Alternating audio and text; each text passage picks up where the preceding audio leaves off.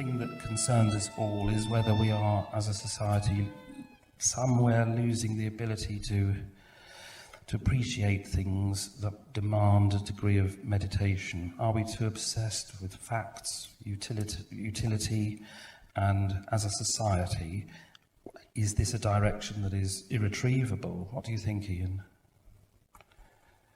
Well, I don't think it's irretrievable, but I think it's definitely the case. So one of the reasons for this is that in terms of hemisphere theory, the left hemisphere has become dominant, as it does when a civilization is decaying. It did the same thing in Greece, and they did the same thing in Rome, and it's now doing it with us, because of overreaching itself, a society becoming too extensive, too rich, too powerful, too abstract, really, in its relationships within itself. And its only focus is on power. So its only value is power. And you now hear artists only wishing to hear that their work is powerful. They don't want to hear that it's beautiful. They want to hear it's powerful. So this is the only, and in public discourse, everything is now about power. We're completely obsessed with it. But of course, yeah. This is just because of the way in which our brain is kidding us, really. And the right hemisphere is much better at understanding the higher values, such as beauty, goodness, and truth. Yes. And much more in touch with them. So there is a sort of tendency for people to think, that after they've done a day's work at PricewaterhouseCoopers, making a great deal of money in a sterile office under strip lighting, they then cease to be doing the serious stuff, and they go to Covent Garden and they hear a Mozart opera, and it's very reassuring and relaxing. But this, of course, is the complete inverse. That was the moment at which they might have been in touch, finally, with something that was real. Yes. Yeah. So that's the world we now live in which utility of the most basic kind is always being talked about and is always the bottom line. But the higher values for which we live, and the only reasons actually for having money, is to make our lives better and more enriched in these respects. That is forgotten. Yes. But I don't think it's beyond recall at all. I think that, first of all, people are fed up with a lot of the popular, sort of, not popular, but the sort of in crowds idea about what art should be like nowadays. I mean, most people just don't buy it, quite rightly. And they actually remember great art, and they want contemporary art to be as great, and it can be. And there are occasionally examples of people who do that. And one of the things I notice is in the world of music is that there are a lot of rather good composers coming up now that make me feel more positive than I would have done, say, 40 years ago. Yes. I remember when I was at the Academy, back in the 80s, the big watchword for music, if it was meant to be exciting contemporary music, was the shock of the new. This immediately numbed me somehow. If they'd said the surprise of the new, that might have altered things. I love a surprise because a surprise suggests something that is opening out a possibility that is somehow related to something you didn't know but suspected is possible. Whereas a shock is dissociation in my mind. But it seemed to be the vogue for 30 years to use that word shock. Well, I think what happens is that when people's craving for sensation becomes overstimulated, then that has happened. And it's one of the worries about young people is that their minds are being randomly, not fruitfully, stimulated by a mass of stimuli they can't really take in. Then they crave and need stimulation. Only something that is shocking can get through the insensitivity that is caused by this numbness of detachment from the really beautiful and the good and the true. And so you get, Wordsworth being mocked for looking at a single rock and seeing something if you like, new in it. It didn't require novelty in the slightest. Novelty is when, frankly, you've given up and you can't think of anything else to do. So in a somewhat adolescent way, you go, well, let's at least do something novel. Yes. But newness, true newness, can be anywhere. In fact, I'm hoping to be able to hear the Chaconne in D minor. Yes. And I suspect that when I hear Sara play it, there will be newness there. There will be something I haven't seen before that is very rich. So, we've got it all wrong, back to front, in my view. This has been the question with regard to tonality and the use of tonality amongst contemporary composers. Yes. I've always felt that it has an infinite set of possibilities in the same way that the novel, which uses a finite set of words, is capable of infinite mutability and through time, and that it's learning to sense the differences between things that appear to be similar that allows that to happen and creates that depth. We don't have to reject tonality. Having said that, I am a believer in each to their own. If there are people who that is what satisfies them, I don't intend to seat them in some way, except that there are finite resources, or there are finite levels of attention the world can give to all these things, perhaps. Yes. What do you think? I completely agree. You take an example such as Benjamin Britten. I mean, I guess that by now he's very mainstream, of course. I mean, one of the great composers, but nonetheless, in his own way and at his time, he was, a lot of his music makes free use of discords, but also of their resolution. I mean, one of the things that's weird is the idea that you can have something that just goes on and on being discordant. I mean, people become jaded and tired and switch off when that happens. It has no meaning, in other words, because one discord is very like another discord. I mean, the range of emotions that can be summoned by discord are mainly negative emotions. We know that. Whereas the positive emotions, are being driven out. So when you have music that is all discord, you're doing something very counterintuitive and unlikely to be successful. But discords have been part of music since time, certainly since the time of Macho in the West. Are part of the wonder of all those wonderful, what are they called, false relations in 16th century polyphony, these great suspensions. They're some of the most powerful things, but they're discords, but they're some of the most powerful things in the music. Yes. What do we say about ugliness in art? It's when I say ugliness, those the darker things that perhaps seem to be. I suppose this is a Jungian idea of knowing the shadow and so on, and allowing that to be a major part of art. I mean, a lot of expressionism of the early 20th century still seems to me to have certain relationship to beauty. But how much is there a balancing factor to the times allowed for those things to dominate what we're receiving in a work of art? If that's a clear way of putting it, I'm not sure. Yes, well, to take the means with which art or music or whatever has largely made its impact and then decide willfully you're not going to do any of them is a very odd way to proceed. And one of the things we get wrong is the idea of a tradition as being fossilization. That a tradition is the only way in which we can hope to have change that makes any sense. If you look back over the last 500 years in Western music or art or whatever you like, there has been constant change from, a quarter of a century to a quarter of a century and so on. It was always, it's a myth to suppose it was all stuck somewhere. All the great music came out of a living tradition that was always changing.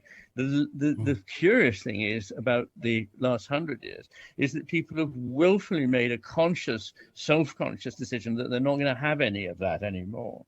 And the results have been, frankly, disappointing, with a few exceptions, because even a very bad theory of art can't keep a great artist down. So there will always be some people you can point to who said, well, look, they did okay. So I accept that. Yes. But I hope that we will not be so stupidly dogmatic in future and relearn to love beauty. I mean, good God. Dostoevsky said, it's beauty that will save the world. And I used to wonder what he meant by that, not because I've always loved the beauty of nature and of art, but I wonder quite what he meant by save the world. And I think what he was getting at is that in an era when truth is being trashed right, left, and center, and you don't know what to believe, and when goodness is up for grabs and being redefined as ticking various boxes, so rather than the interior life of the person, then the one thing that calls to you unmediatedly is beauty. I mean, beauty can't be faked, and beauty can't be, as it were, refused, and it will speak to us of something beyond. Yes, beautifully put, yes. There are all sorts of forms of competition to older forms of contemplation. Music was very much, has been for so long, a simple communion in a room with musicians. Now, of course, a lot of people would say, well, they're video gaming or doing all these things, and that there's wonderful music in that, but it seems to be rolled into other things. So, and who's to say that that isn't that combination couldn't one day be a happy one? Perhaps the same could be said that opera is a combination of a number of ways of thinking about things. I don't know, I haven't sensed how satisfying that could be. But do you think a case needs to be made to restore simple ways of attending to elements of art, music on its own, sitting quietly and listening to it and nothing else? I certainly do, yes. The idea of a video game accompanied by Mozart's G minor quintet is completely absurd. Yes. And, so, no, and we always think now that more is better. So if you can have multimodal, it's going to be better than just one modality. But that's not necessarily true at all. There's distraction and irrelevance, and there's overstimulation. And what one really seeks in great art is a contemplative communion with it, which often requires being peaceful and spending time absolutely attending to it, not, you know, as it were, doing your homework while listening to great music or whatever, but paying it the respect of being something great and sitting down simply to listen to it.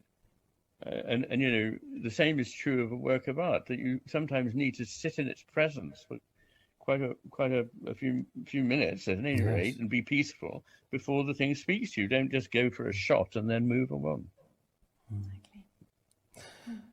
One of the things you talk about a lot in your Master in His Emissary, in the second part, is the sense that there is a feedback loop happening over hundreds, even millennia, where civilization starts to become administrative and left brain orientated and so on.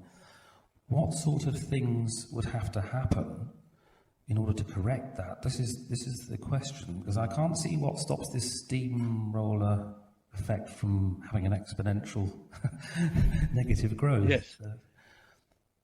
Yeah, well, what I show in the second part of that book is that 3 times there has been a pattern in which almost from nowhere, suddenly there was a great working together of the best that the right and the left can contribute. And when they work together, they're wonderful. But that in every case, the junior partner, the one that understands less, because it understands less, thinks it knows everything.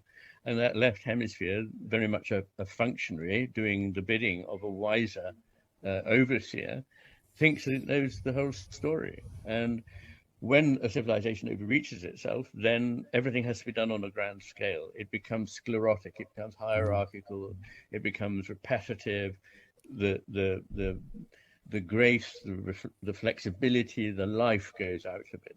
And this is how the progress goes. To begin with, you have interesting swings of the pendulum. In other words, you get sort of what's called negative feedback, i.e. we've gone too far this way, we need to come back in another direction. And maybe that's actually happening in music now.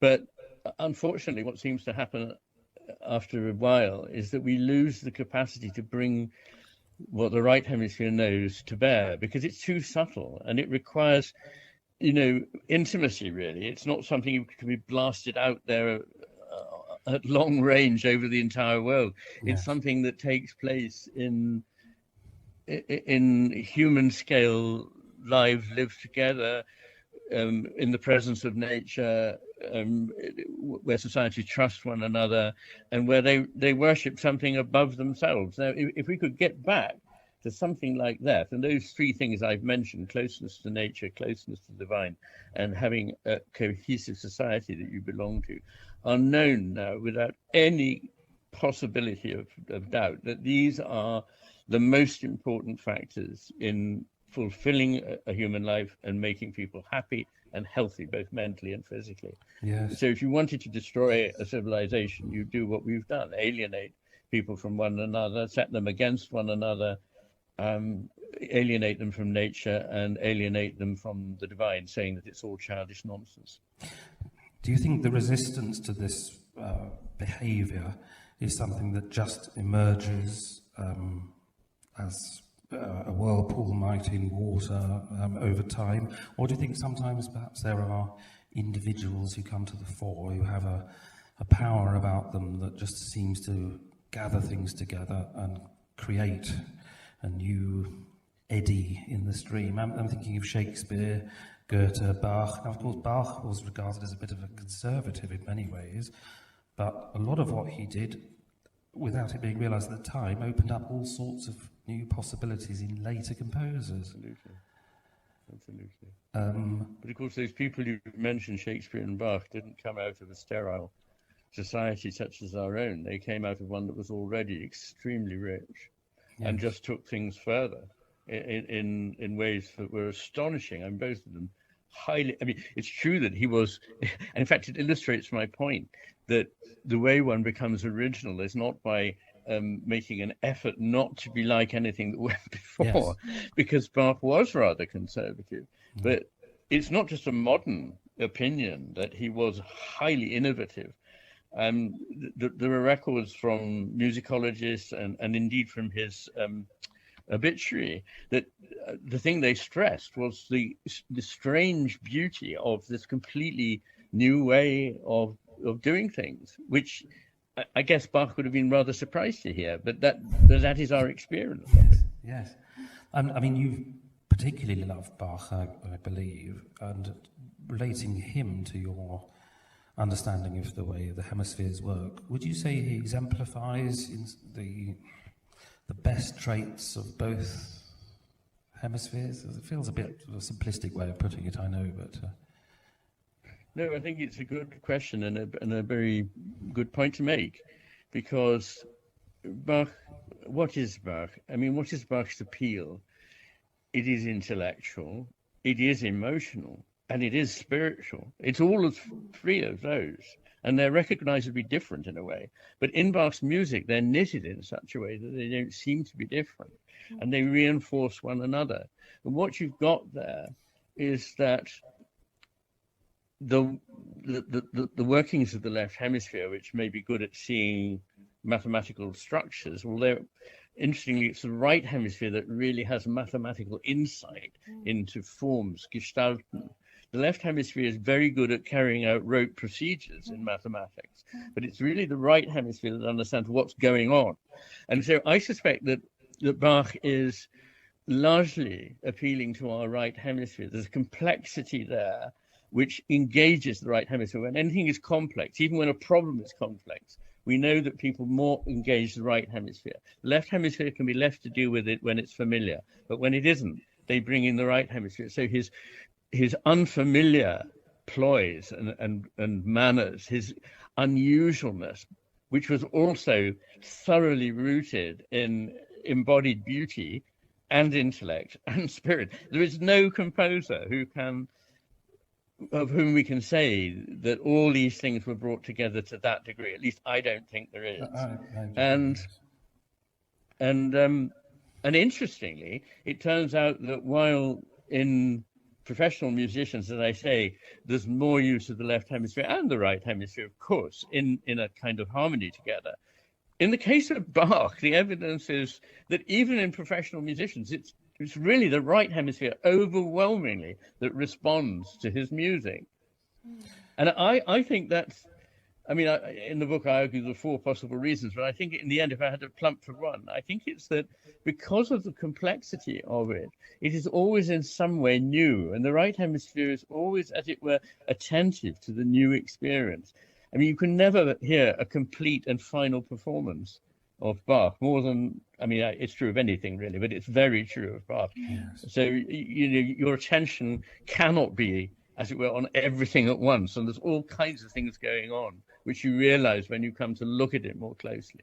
Yes, and I think that your choice, Sarah, I think this was your idea to play the Bach Chaconne. You sensed that this was the most appropriate way of understanding what we're talking about, because the way the Chaconne works seems to have certain principles about it that are restricted, I suppose, because there was a never.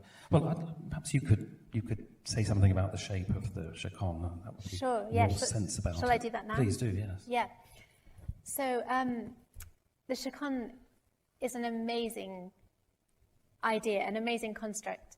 I think originally it came from Mexico. It was a sort of rather wild dance, and then it came across to Europe and was sort of so-called civilized, and it became associated more as a kind of quite stately dance in triple time. But then in Bach's hands, it definitely has some of the wildness of its origins, I think.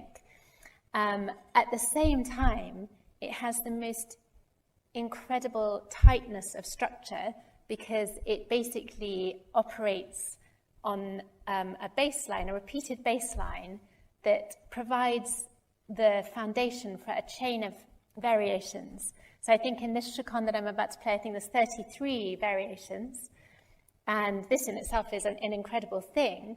And because the bass line is repeated all those times, it means that we don't modulate to a different key in the way that would be expected in most Western music.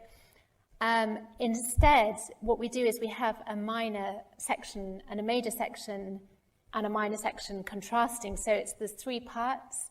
The outer 2 are minor in this case, and the middle is major. It could be the other way around in different chaconnes, but in this Bach chaconne, that's the way it is. And the interesting thing about that is, you know, it's D minor and D major, but we don't go to a dominant key or subdominant, you know. So there's this incredible harmonic tightness to the shape of it, which in some ways you might see as restrictive.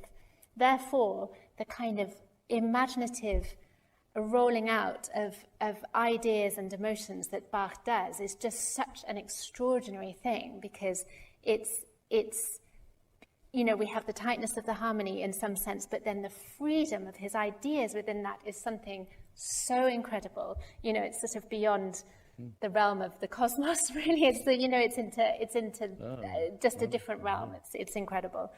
And so, yes, that's what I would say to listen out for, especially, you know, maybe not all of you have heard the Chaconne. It's a real trajectory, for, you know, and it touches something quite beyond normal life, I would say. I don't know how else to put it, really. Yes. Would you say that also the sense of meaningful contrast, that there's never a random change, it's not a sort of contrived, now I must do something different. No. The nature of the contrast is remote from the previous variation, quite often, but it feels like the perfect answer to the previous one. It's as though there's a sort of pageant of life. Yeah, it unfurls. Passing before us. Exactly. Through the whole thing, through all sorts of different characters come, but they've all got 2 legs or whatever. You know, they're all thus based on the same form. Absolutely, and then there's this bigger journey as well. There's all these little variations, but there's this bigger movement through the piece, which reaches a kind of what I would say, a kind of resignation, or maybe acceptance is a better way of putting it. By the time we reach the minor section at the end, you've really been through this incredible sort of pain and passion, which is pushing right against the boundaries of what we can take as human beings. And there's something about the violin, tiny little violin, trying to do this monstrous. There is something monstrous about it, I can tell you. You know, so challenging physically. And there's something about the fact that then we come back round to this idea of sort of acceptance, or I don't know if you want to say forgiveness, but some sort of peace through this tumult that has been in the first part of it. That's how I see it. So. Yes. Beautiful, yes. We have a bit of a choice now, I think, because I thought we might end with music. But I'm wondering whether you might Do like the Chaconne. to play the Chaconne now, as we've just talked about it. What does anybody think? We could easily change direction. Shall we do that? Then we can hear Sarah play the Chaconne. Fine, yes. So, questions now about the wider context of things. I have one here from David Matthews, who gave me this just a short while ago, which I'd like to read out while we're waiting for online questions to emerge, and I'll certainly we'll have a bit more time, I think, to ask questions of the audience as well. But I'd like to read out David's question. This seems to be the only time in history when we've more or less relinquished the idea of beauty in art, architecture and music, both serious and popular. Of course, beauty was essentially the concern of an elite, but folk songs, both music and words, were beautiful, and ordinary houses in towns and villages were beautiful, as were churches. Do you see a way in which the idea of beauty can be restored to our lives? Now, that's a lovely question, and I think in a sense we approached it earlier, but is there anything more we can say about that in a wider context from, we were talking about it as related to music, but what are your thoughts on the wider problem? You're talking to me, I guess. Yes, sorry, Ian, yes. Yes, no. Well, the first thing I just want to say is, I mean, I agree completely with the perception that this is a very unusual thing, a unique thing for us to have done. But I want to push back against the idea that this is something at all to do with elites. So one of the things that came out of the history of the world in 100 objects, which I'm sure everybody knows about, Neil McGregor from the British Library, the British Museum, sorry. And one of the things that really struck me so forcibly that I had to stop the car, I was listening to it and make sure I was going to be able to take in what he was saying. He said, as soon as people started making things, they wanted them to be beautiful as well as functional, at least as much. They wanted them to be beautiful and complicated, at least as much as they did useful, which is really interesting because beauty and complexity are much more right hemisphere things, and utility is the left hemisphere. So when people had very little, they wanted what they had to be beautiful. And this resonated with me with some news about a project that was done in a very poor part of Mexico, where they wanted to have a school for young people who wouldn't otherwise have got an education. And when they got the families together, the one thing that they were concerned about was that this school should be beautiful. Now, these people who are deprived, they're not an elite, but they, unlike the elite who've completely forgotten about and don't seem to understand beauty, they're still rooting for beauty. Yes. So that's one thing I'd say. And I think that as soon as the intellectual, the emperor's the emperor's nudity becomes obvious, people will start to be unashamed about saying we need the beautiful and we should prize the beautiful above all else, because frankly, if we don't, as Dostoevsky says, we're going to be lost, because it is the thing that will be the lodestar for us. And I'm sure we can recover it. And I see many places in minor arts as well, you know, in crafts and so on, where people are making extremely beautiful things. Well, this So was I'm the sure basis of the arts and crafts movement in the late 19th century. Was it Ruskin who said, or William Morris, Barry will know, admit nothing into your life which you know to be neither useful or beautiful. I mean, something like That's that. right, They yes. should be both at the same Yes. time, if possible. Yes, And beauty yes. can be simplicity as well, can't it? I mean, it doesn't necessarily mean, you know, a great brocade Absolutely. of Baroque edifice and pseudo elaboration. No. Simplicity, I think, is another thing that we wouldn't Yes. want to throw away. Yes. And harmony in the other respect of the bringing together of proportion. So, I mean, I would very much second David's remark that, you know, things in older times were not ugly. I would say that ugliness came into the world in about 1830 or 40 in Britain, probably because we were the first industrialized nation. And you don't really find ugly things up till then. Almost all of even the simple buildings, everything that has survived, all the elements are essentially beautiful, or at least certainly not ugly. And it's only when people, you know, put volume ahead of quality that you get housing that is built really by builders who have no sense of proportion in the building.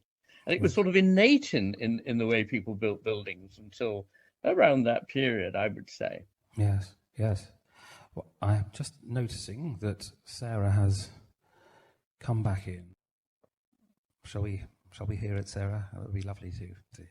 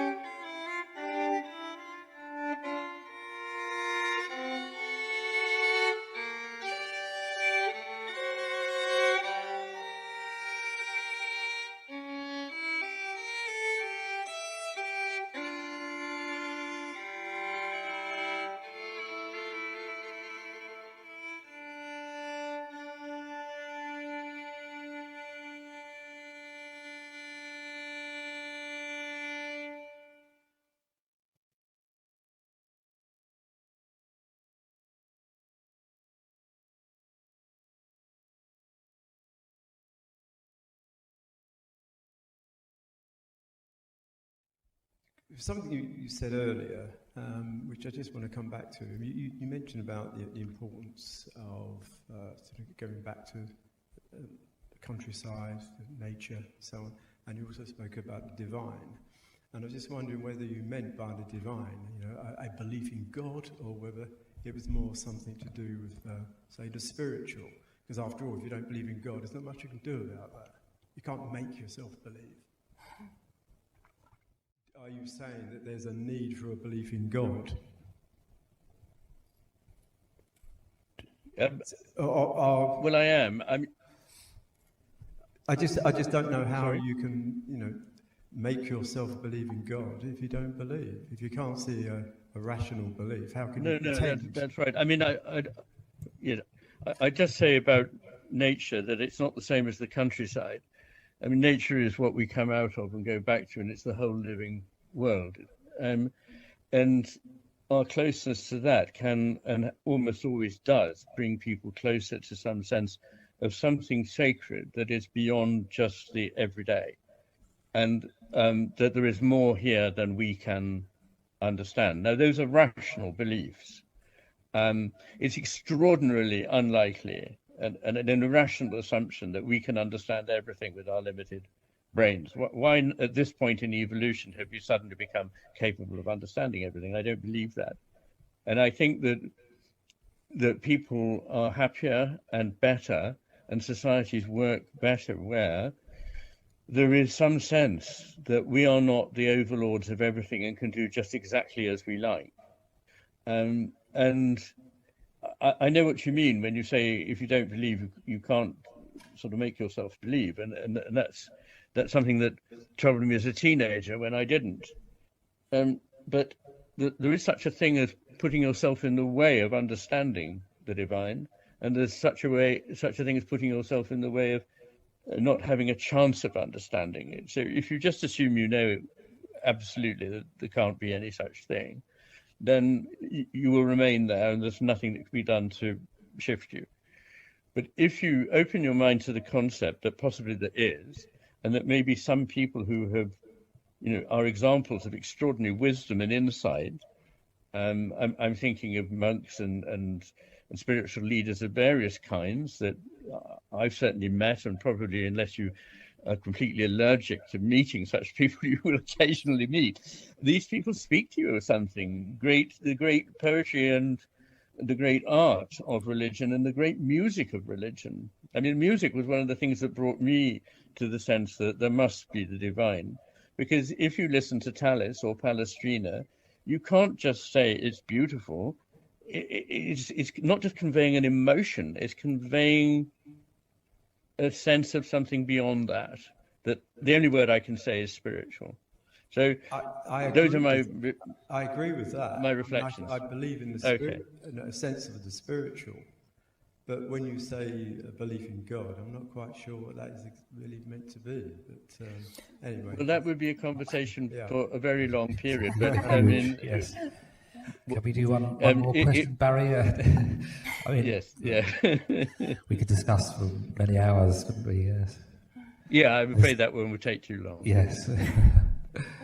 One more question, I think, from gentleman in the front here. Yes. Thank you. Thank you. Coming back to something that you said right at the beginning, when you were talking about the left hemisphere that helps us to eat without being eaten. And I was just kind of thinking metaphorically about corporatism and what's going on in the world, and possibly that the idea that that's the predator and that's where we have to be careful not to be eaten, because if you think about arts and culture is something of food for us that we're taking in. Mm-hmm. And that's kind of being eaten by corporatism and the sickness of that.